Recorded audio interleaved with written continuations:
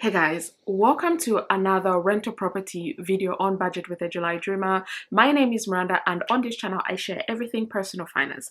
I cover budgeting, saving and investing. If these topics are of interest to you, then please hit that like button, subscribe if you haven't already, and let's get in today's video. So today's video I will be talking about buying my third rental property here in the UK, my third buy-to-let property. I have my trusted legend planner here with me, and I honestly just finished rewatching my own buying my second rental property video because I just wanted to see what kind of things I covered in that video, and then I wanted to reflect on that as well. So first things first, like I mentioned in that video, one thing that I do all the time when it comes to buying properties is I like to do a research. I have a mortgage advisor, a mortgage broker whom I run my numbers through, so I know that okay, this is how much I have available to me, this is how much I can release from my current assets or what I have saved up, and this is how much, you know, in terms of property, the maximum upper limit that I can afford without straining myself too much. Without actually straining myself is my main goal. So I go to my mortgage broker, we go through the numbers and see if they make sense, and if they do, then I proceed with making offers on properties and all of that good jazz. So for today's video I will try and just focus down on the numbers, and I'll do not estimates, but I'll do round up numbers because I haven't received my statement yet from the lawyers. So I'm just going to give you the rounded up numbers, not the precise numbers. So first things first, the property that I found. So this is a freehold property. It is a one bed as well, but it does have in the bedroom like a little bit of if it was located in a different space and had its own door, I'll almost think of it as an office or slash a small second room. But the way it is built, it just is one room. So it is or was on the market for one bed flat, which went for I think it went for 200,000, and then the price increased a little bit, you know, all of that good jazz. So I ended up offering and getting an acceptance for £203. 203,000 pounds. I should make that clear. The deposit on £203 that's required is 25%, so that is £50,750. For this property, we have to pay stamp duty in the UK. So the stamp duty for this property is 6,090 pence. I have £90, sorry. I have spoken about stamp duty a lot. Whether you are a first-time buyer or you are an investment property investor, you know about stamp duty. You have to pay stamp duty. I believe on most properties you have to pay, and it is important that when you are thinking of buying a house, let's say your minimum that you're looking to put as your deposit that you're thinking to put down is £10,000. You also have to think about the stamp duty that you have to pay for that. So the £10,000 plus the stamp duty for the whatever house you're thinking of going for. This is how at least I always budget. And then the next thing that I had to pay for was the lawyers plus all of the fees that come with that. That is just under £2,000.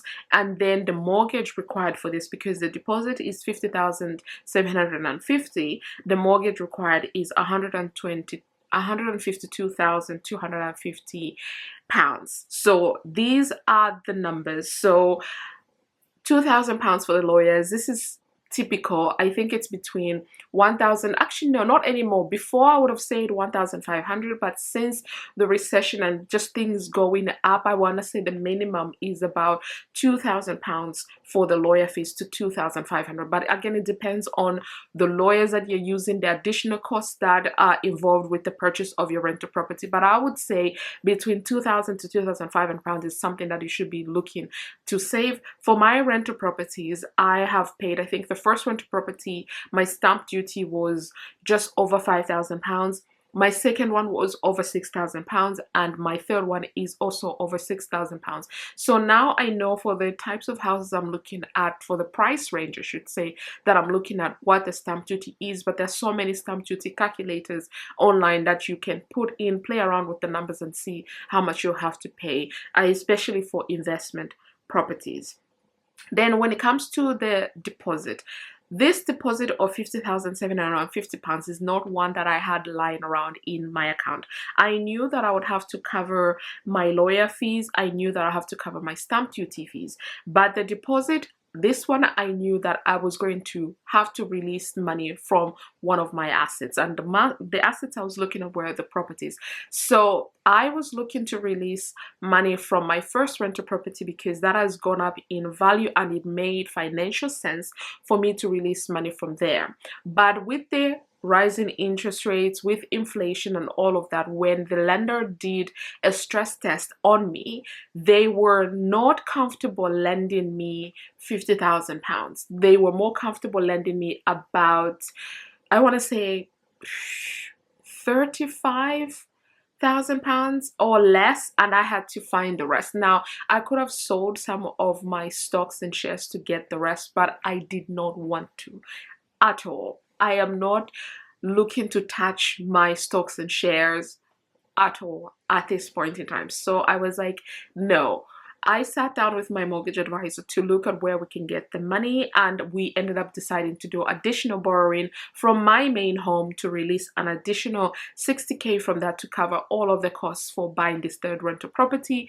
And thankfully my lender was happy to do that, and they were able to lend me that £60,000. The only caveat with that is it's a standalone loan. It's being considered a mortgage advance, but when it comes to repayment, it's a standalone. And the painful part of it, which I'm still okay with, is that it's on a variable rate, so standard variable rate, which means when the Bank of England raises the rates, so does my lender, which I like having fixed amounts to pay every single month. I don't like variable, but it's okay because I wanted this, and the rent that I get from the third rental property will more than cover up its own mortgage as well as this additional borrowing. That's why when we looked down and sat down and did the numbers, we thought this was okay.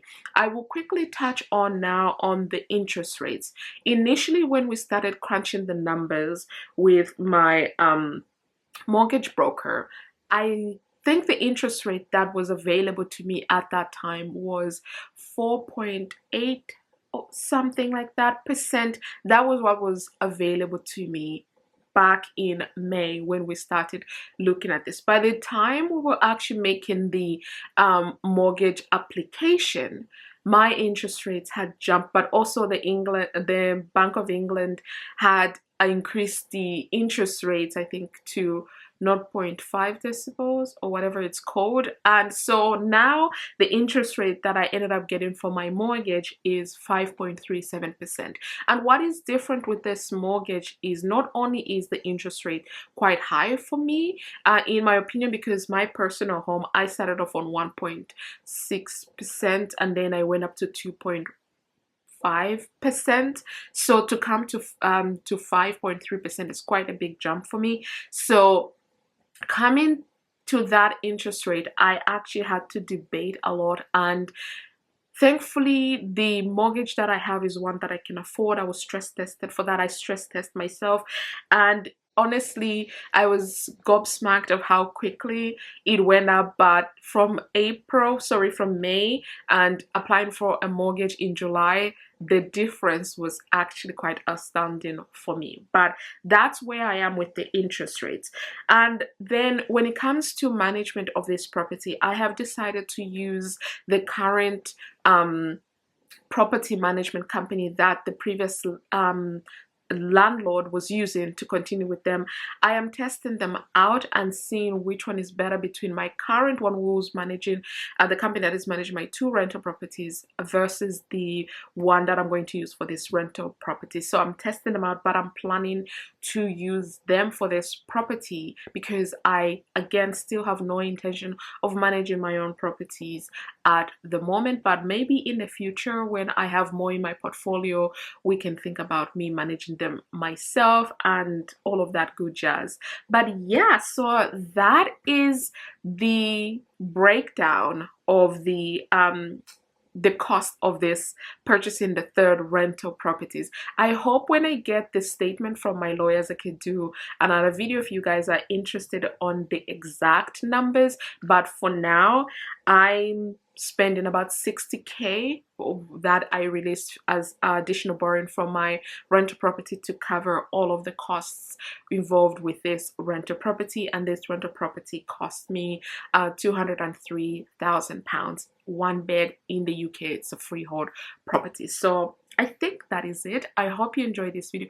If you did, please do not forget to check out this video, which is the first rental property that I bought, and then this video, which is the 2nd rental property that I bought in the UK. Bye.